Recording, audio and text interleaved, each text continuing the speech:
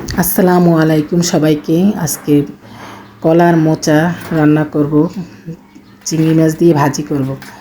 এই জন্য প্রথমে কলার মোচাগুলো খোসা ছাড়িয়ে নিয়ে ফুলগুলো আলাদা করে নিয়েছি। প্রত্যেকটা ফুলের ভিতরে একটা চিকন লাঠির মতো আছে, সেগুলো ফেলে দিতে হবে। এবং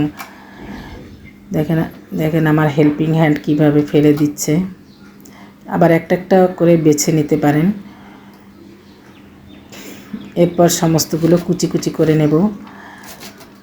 এতে কিন্তু কলার মোচায় কিন্তু রয়েছে আয়রন, এবং এটা খেতেও ভালো হয়। সবগুলো কুচি হয়ে গিয়েছে, ধুয়ে একটা পাতিলে দিয়ে দিয়েছি সেদ্ধ হওয়ার জন্য। একটু হলুদ দিয়ে ঢেকে দিলাম 10 মিনিটের মতো। যখন আদা সেদ্ধ হয়ে গিয়েছে তখন চুলা থেকে নামিয়ে নেব।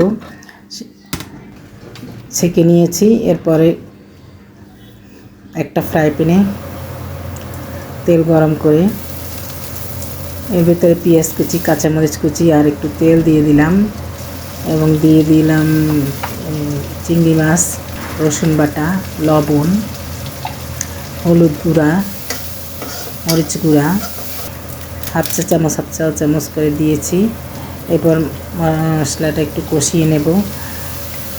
এরপরে আমি অর্ধেকটা ইউজ করেছি, এখানে তো দুইটা মোচা ছিল, আমি একটা মোচা ইউজ করেছি।